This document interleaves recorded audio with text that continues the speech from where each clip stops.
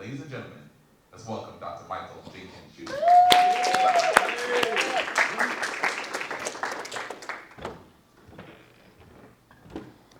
What do you call a high school dropout who got a GED, but got into college, but then got kicked out of college and was denied reentry twice? What do you call that? You call that Dr. Michael S. Jenkins Jr. That's what you call that.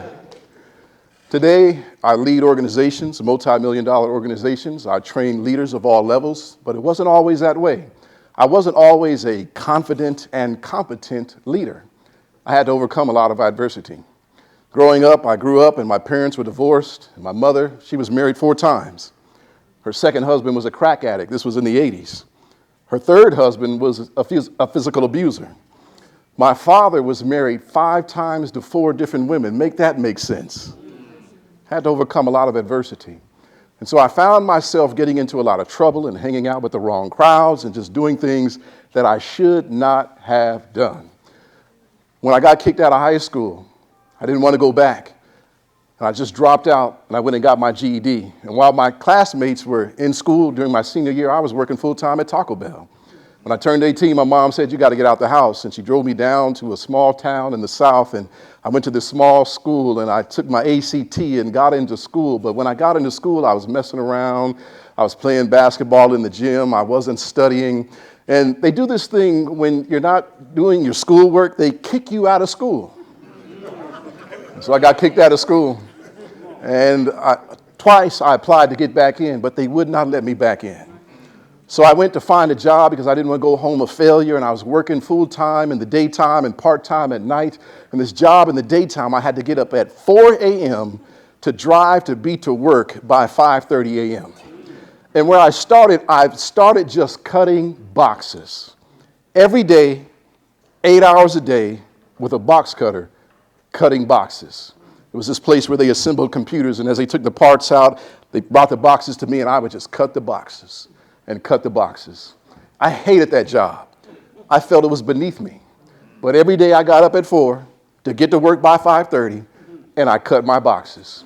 And I got so good at cutting boxes that they promoted me from cutting boxes. And they put me on the back of the assembly line.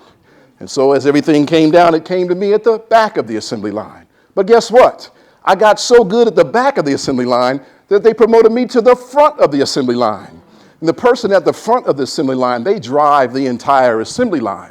It starts with you, and as fast as you go, everyone else has to keep up. And I was going so fast and doing such a good job that they told me to slow down.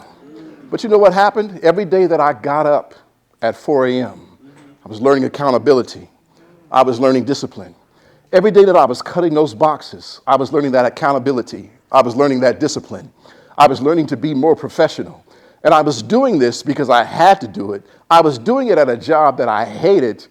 And a light bulb went off, and it said to me, if you can do this for a job you hate, if you can get up every day and be disciplined and do things you don't like, what if you employed that same accountability, discipline, and professionalism in the areas that you enjoy to do the things that you want to do?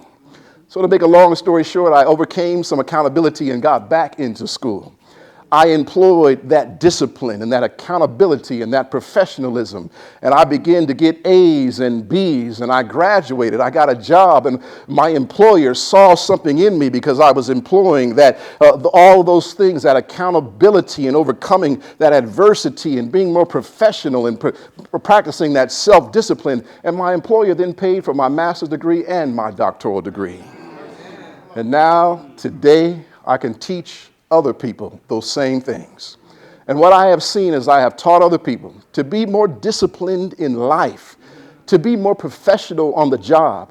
I have seen increased revenue. I have seen many goals reached. I have seen vision realized, and I continue to teach people. As leaders, we all have to overcome adversity. There's things that happen in your personal life.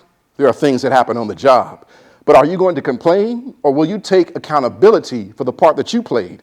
Because when I was getting kicked out of school, that had nothing to do with my parents. That was all me. So you have to embrace that self-accountability, and then embrace that self-discipline, and then simply be more professional.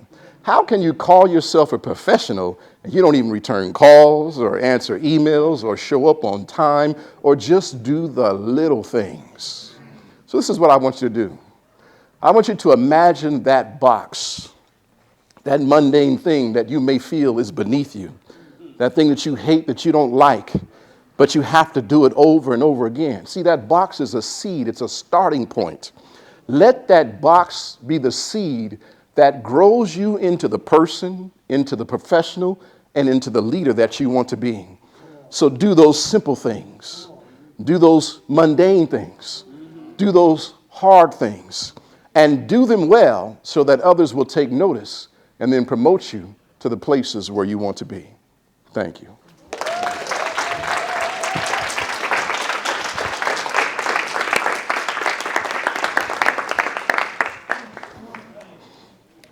Larry, cut some boxes. Listen, Dr. Jenkins, thank you so much for that inspiration. This is an opportunity for you to put your hands together for all of our students. In fact, that's what we're going to do. All of our Gotta give you this. students, give you a chance to give them a big round of applause, and we'll get a chance to take a picture with them. We're going to